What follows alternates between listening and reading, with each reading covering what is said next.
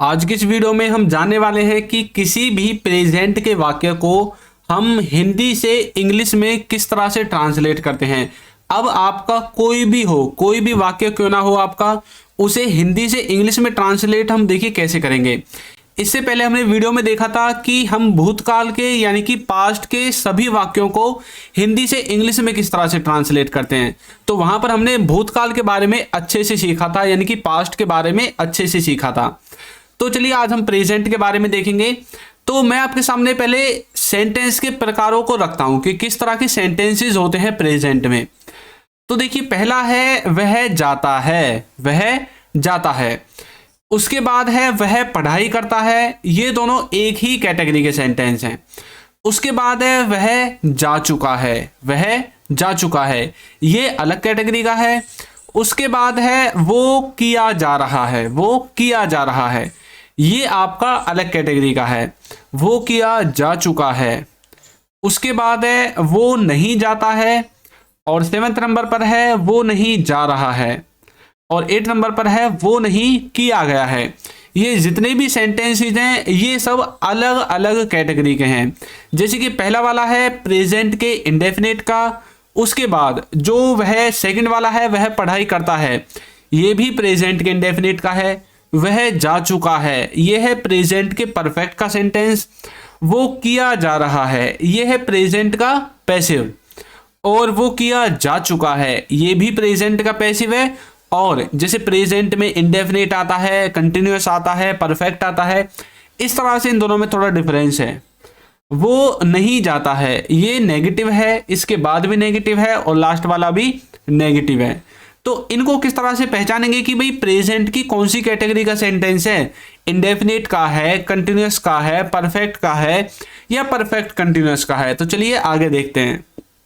तो देखिए सबसे पहले मैं आपको थोड़ा सा इनके बारे में बता देता हूं। तो जो प्रेजेंट का नेगेटिव है, यानी कि प्रेजेंट में जो भी नेगेटिव सेंटेंसेस बनेंगे वो सिर्फ दो ही तरह से बनेंगे। कैसे? या तो उनमें डू डज और उसके बाद नॉट आएगा, या फिर उनमें हेल्पिंग वर्ब के बाद नॉट आएगा। बस ये दो ही प्रकार से आप जो है नेगेटिव सेंटेंसेस को बनाओगे प्रेजेंट में। या तो उनमें डू डज के बाद नॉट लगेगा या हेल्पिंग वर्ब के बाद नॉट लगेगा। अब डू डज कहां पर आता है? आप जानते हैं डू डज आता है प्रेजेंट के इंडेफिनिट टेंस में। तो प्रेजेंट के इंडेफिनिट का टेंस है, सेंटेंस है, तो आपको यहां पर डू डज के बाद नॉट लगाना है, और उसके अलावा सब में हेल्पिंग वर्ब के बाद। इसी तरह से यदि प्रेजेंट का इंटरोगेटिव है, वहां पर आपको उसको बनाने के लिए डू डज का इस्तेमाल करना पड़ेगा प्रेजेंट इंडेफिनिट में। और यदि प्रेजेंट इंडेफिनिट नहीं है तब आपको हेल्पिंग वर्ब को सबसे आगे लिखना पड़ेगा, यानी कि सब्जेक्ट से आगे हेल्पिंग वर्ब आपको लिखनी पड़ेगी। इनको हमने अदर्स वाली कैटेगरी में रखा है। तो इनका जो मास्टर फॉर्मूला है वो नीचे आपको लिख रहा है। सबसे पहले subject, helping verb, verb, object, इसी क्रम में आपको इनको यूज करना है, और इसी से आपके नेगेटिव, इंटरोगेटिव और तरह के जो सेंटेंसेस होते हैं वो बनेंगे। जैसे यदि हम जैसे यहाँ पर नेगेटिव की बात कर रहे हैं तो हमने क्या बोला है, हेल्पिंग वर्ब के बाद नॉट लगेगा। तो यहाँ पर जो हेल्पिंग वर्ब है ना, इसके बाद आपको नॉट लगाना है। इंटरोगेटिव में देखिए हमने क्या लिखा है, या तो डू डज आएगा या फिर सब्जेक्ट से पहले हेल्पिंग वर्ब। तो यहाँ पर जो हेल्पिंग वर्ब है अभी फिलहाल सब्जेक्ट के बाद है, इसको सब्जेक्ट से पहले लिख देना है, तो ये इंटरोगेटिव में ट्रांसलेट हो जाएगा। इस तरह से आपको इसके स्ट्रक्चर को फ्रेम करना है। तो चलिए मैं आपको कुछ प्रेजेंट की हेल्पिंग वर्ब के बारे में बताता हूं कि कहां पर कौन सी यूज होती है और किस सेंस में हमें यूज करना है। क्योंकि हेल्पिंग वर्ब ही एकमात्र ऐसा जो वर्ड है हमारे सेंटेंस का जिसके द्वारा हम ये पता लगा सकते हैं कि ये जो सेंटेंस है ये प्रेजेंट का है, पास्ट का है, फ्यूचर का है। और यदि ये प्रेजेंट का है तो प्रेजेंट में इंडेफिनिट का है, कंटिन्यूअस का है, परफेक्ट का है, या परफेक्ट कंटिन्यूअस का है। ये सब कुछ हम हेल्पिंग वर्ब के द्वारा ही पता लगाते हैं। और यहां तक कि सब्जेक्ट के बारे में भी कि सिंगुलर है, प्लूरल है, ये भी हमें हेल्पिंग वर्ब बता देती हैं। तो देखिए हेल्पिंग वर्ब आपका बहुत सारा काम करती है। तो अब यदि आपको हेल्पिंग वर्ब में देखिए यहां पर ये है हेल्पिंग वर्ब, यहां पर आपको इज़-एम-आर में से कोई भी दिखे आपके इंग्लिश के सेंटेंस में, तो आपको उसका अर्थ हिंदी में निकालना है। कोई काम लगातार चल रहा है, यानी कि कोई काम लगातार चल रहा है, कंटिन्यूटी में है। और यदि कोई काम हिंदी में कंटिन्यूटी में है और आपको इंग्लिश में ट्रांसलेट करना है तो आपको हेल्पिंग वर्ब के रूप में इज़-एम-आर का यूज करना पड़ेगा इस तरह से। अब जैसे हैज, हैव है, यदि हिंदी में हमें हैज हैव दिखे, सॉरी इंग्लिश में हैज हैव दिखे, तो तब हमें क्या पता चलता है इससे कि कोई काम या तो खत्म हो गया है या शुरू हो गया है। या फिर यदि हिंदी में हमें कहीं ऐसा लिखा हुआ दिखाई दे कि भाई कोई काम खत्म हो गया है या शुरू हो गया है, तो हमें उसे हिंदी से इंग्लिश में ट्रांसलेट करने के लिए हैज हैव हेल्पिंग वर्ब का यूज करना पड़ेगा। और यदि हमें क्या करना है, यदि हमें नेगेटिव सेंटेंसेस बनाने हैं या इंटरोगेटिव सेंटेंसेस बनाने हैं, तो हमें डू डज का यूज करना पड़ता है प्रेजेंट में ज्यादातर, ये बात आपको याद रखनी है। और यदि पैसिव में बनाने हैं तो हमें ये जो इजएमआर है ना, ये फर्स्ट नंबर पे और फोर्थ नंबर पे देखिए क्या किया हुआ है, इजएमआर के साथ बीइंग। जब भी आपको प्रेजेंट में कोई काम लगातार चल रहा है उसका पैसिव बनाना है, तो आपको क्या करना है, इजएमआर के साथ बीइंग का यूज करना है। किसका? बीइंग का। जैसे कि is being, am being, are being, इस तरह से ये पैसिव में ट्रांसलेट हो जाएगा। इसी तरह से हैज हैव को पैसिव में ट्रांसलेट करने के लिए क्या करना है, हैज हैव के साथ बीन लगाना है। देखिए वो है बीइंग, BEING, ये है बीन, BEEN। इस तरह से आपको इन्हें पैसिव में ट्रांसलेट करना है। अब कुछ बच्चे सोच रहे होंगे सर डू डज का भी कोई पैसिव है, तो देखिए डू डज का इनकी तरह से तो कोई पैसिव नहीं है, जैसे इनमें बीइंग आगे लग गया, हैज हैव में बीन लग गया।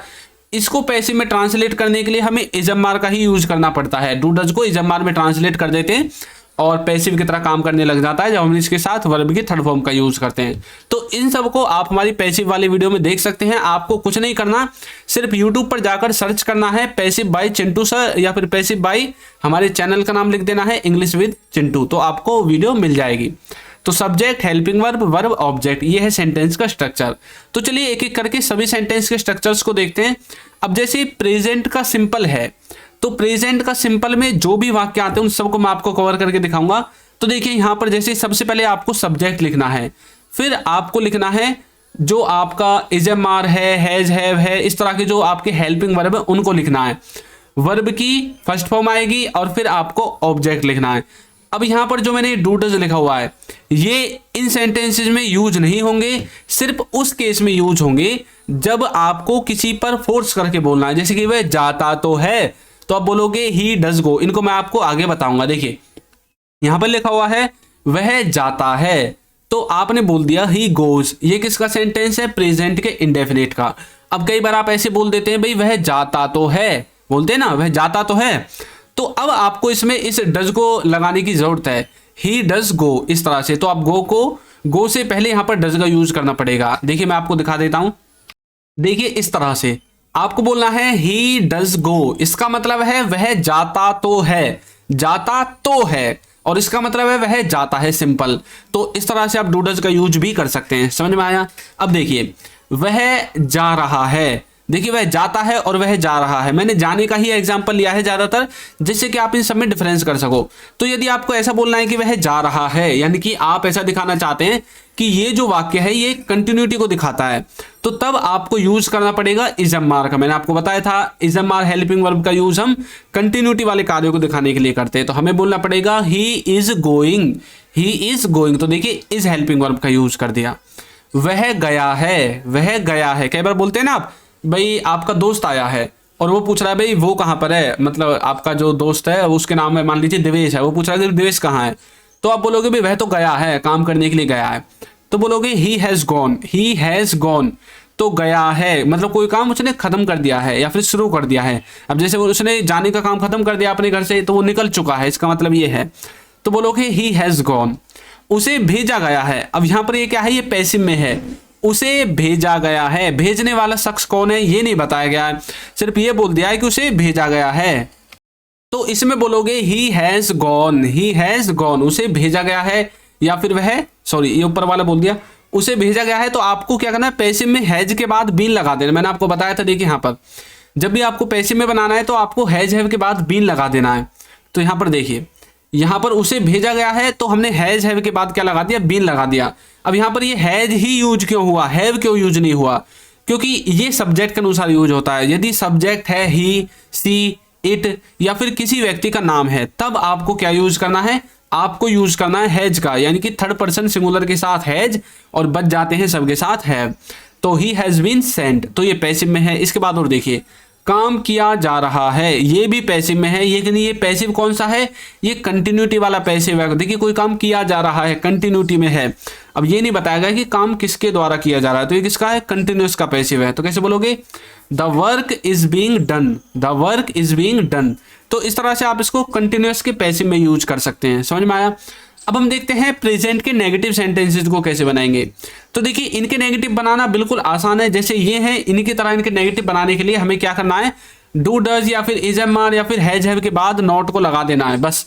बाकी सब कुछ आपका सिंपल सेंटेंस की तरह ही रहेगा। देखिए हमने वहां पर बोला था वह जाता है, तो बोला था हमने ही गोज, लेकिन यहां पर बोलना है वह नहीं जाता, यानी कि वह नहीं जाता है, तो बोलोगे he does not go, he does not go. मैंने आपको बताया था प्रेजेंट के इंडेफिनिट का सेंटेंस है तब आपको डू डज का यूज करना है, और बाकी कहीं पर भी डू डज का यूज नेगेटिव में नहीं होगा। देखिए जैसे कि यह है कंटिन्यूस का सेंटेंस, वह नहीं जा रहा है, तो बोलोगे he is not going, he is not going, वह नहीं जा रहा है। इस तरह से वह नहीं गया है, तो बोलोगे he has not gone, he has not gone. इस तरह से उसे नहीं भेजा गया है, तो यहां पर नेगेटिव में है, ऊपर से पैसिव है, तो हैज और बीन के बीच में नॉट लगाना। कैसे बोलोगे, he has not been sent, he has not been sent. इस तरह से काम किया नहीं जा रहा है, तो बोलोगे the work is not being done. तो जब आपको कंटिन्यूटी वाला पैसिव बनाना है तो इज एम आर के बाद बीइंग, और यदि आपको परफेक्ट वाला पैसिव बनाना है तो हैज हैव के बाद बीन। इस तरह से समझ में आ गया। नेक्स्ट देखिए, यदि अभी तक आपने हमारी बुक्स को परचेज नहीं किया है तो इनका लिंक आपको नीचे डिस्क्रिप्शन बॉक्स में मिल जाएगा, वहां से जाकर आप इन्हें परचेज कर सकते हैं। और हाँ, यदि आपने हमारे ऐप को डाउनलोड नहीं किया है तो जरूर डाउनलोड कीजिए। इसमें हमने कंप्लीट स्पोकन इंग्लिश ग्रामर को कवर कराया हुआ है, और इसमें आपको सारी चीज़ें मिलेंगी जो भी आपको इंग्लिश के लिए ज़रूरी है, इंग्लिश बोलने के लिए ज़रूरी है। फ्री ऑफ कॉस्ट है, एक भी पैसा खर्च नहीं होगा। ट्राई जरूर करें, लिंक डिस्क्रिप्शन बॉक्स में है। अब हम देखेंगे इंटरोगेटिव सेंटेंसेस को कैसे बनाते हैं। तो मैंने आपको बताया था इंटरोगेटिव सेंटेंसेस को बनाने के लिए सब्जेक्ट से पहले क्या लगानी पड़ती है, हेल्पिंग वर्ब। तो भैया ये देखिए हमने सब्जेक्ट से पहले लगा दिए जितनी भी हेल्पिंग वर्ब हम प्रेजेंट में यूज करते हैं उन सबको, do does is am are has have. अब इनमें से किसी एक का यूज करना है, फिर सब्जेक्ट का, फिर वर्ब का, फिर ऑब्जेक्ट का। देखिए क्या वह गया है, क्या वह गया है, सेंटेंस पहचानिए किसका है, ये है किसका सेंटेंस है बताइए, क्या वह गया है। तो यहाँ पर आपको थोड़ी सी जो है करेक्शन करनी है क्योंकि मिस्टेक हो गई है। वो ये है कि क्योंकि हमने और बाकी सेंटेंसेस भी लिए हैं, यहाँ पर मैंने पहले ही बोल दिया क्या वह गया है, और यहाँ पर इसका ट्रांसलेशन गलत कर दिया था। तो क्या वह जाता है, आपको इस तरह से इसको पढ़ना है क्योंकि पहला आपका कौन सा टेंस होता है, इंडेफिनिट होता है। तो हम बोल रहे हैं क्या वह जाता है, अब ये इंडेफिनिट टेंस है आपका प्रेजेंट का। तो आप बोलोगे डज ही गो, क्या वह जाता है, डज ही गो। यदि वह की जगह यहाँ पर तुम होते, क्या तुम जाते हो, तो हम बोलते डू यू गो, आपको डज नहीं डू का यूज करना पड़ता। जहां पर भी थर्ड पर्सन सिंगुलर आएगा आपको डज का यूज करना है, और उसके अलावा जो भी कुछ है सबके साथ डू का यूज करना है। इस तरह से आप इनको देख सकते हैं। अब देखिए क्या वह जा रहा है, क्या वह जा रहा है, तो यहां पर देखिए कंटिन्यूटी को दिखा रहा है, ऊपर से इंटरोगेटिव है। तो इंटरोगेटिव है तो हमें क्या करना है, सबसे पहले हमें हेल्पिंग वर्ब लगानी है। तो हेल्पिंग वर्ब है ही। अब ही जो है सब्जेक्ट आपका, इसके हिसाब से हेल्पिंग वर्ब क्या आएगी, इज आएगी। यदि आपका जो सब्जेक्ट है यू होता तो हम आर लिखते, आई होता तो हम लिखते क्या, एम, क्योंकि आई के साथ एम का यूज करते हैं। तो इस तरह से हेल्पिंग वर्ब चेंज होगी। तो अब इसमें क्या है, ही, यानी कि वह का बनता है ही। तो बोलोगे इज ही गोइंग, क्या वह जा रहा है, क्या वह जा रहा है, इज ही गोइंग। क्या वह गया है, देखिए ये वाला सेंटेंस हमने ऊपर लिख दिया था इसलिए उसमें करेक्शन करने की जरूरत थी। तो क्या वह गया है, तो बोलोगे has he gone, has he gone. ये सेंटेंस किसका है, ये है परफेक्ट का सेंटेंस, सबसे ऊपर का इंडेफिनिट, फिर कंटिन्यूअस का है, अब ये है परफेक्ट का, हैज ही गॉन। उसके बाद है क्या उसे भेजा गया है, ये है पैसिव, और पैसिव किसका है, परफेक्ट का। क्या उसे भेजा गया है, तो बोलोगे has he been sent, has he been sent, क्या उसे भेजा गया है। क्या काम किया जा रहा है, यह है कंटिन्यूअस का पैसिव, तो बोलोगे is the work being done, is the work being done, क्या काम को किया जा रहा है। इस तरह से आप प्रेजेंट के इंटरोगेटिव को बना सकते हैं। अब देखिए मैं आपकी प्रैक्टिस के लिए आपको एक सेंटेंस देता हूं, उसे बताया जा रहा है, इसको आपको कमेंट करके बताना है कि इसकी सही ट्रांसलेशन क्या होगी और ये किस टेंस का है, एक्टिव का है, पैसिव का है, किसका है, और इंडेफिनिट का है, कंटिन्यूअस का है, परफेक्ट का है, या परफेक्ट कंटिन्यूअस का है। इसको आपको ट्रांसलेट करके कमेंट बॉक्स में जवाब देना है। और ऐप का लिंक और बुक का लिंक नीचे डिस्क्रिप्शन में है, वहां से जाकर आप उन्हें परचेज और डाउनलोड कर सकते हैं। तो आपको ये वीडियो कैसी लगी है जरूर बताइएगा, और यदि अभी तक आपने हमारे चैनल को सब्सक्राइब नहीं किया है तो चैनल को सब्सक्राइब कर दीजिए, वीडियो को लाइक कर दीजिए और एक अच्छा सा कमेंट करना बिल्कुल ना भूलें। Thank you.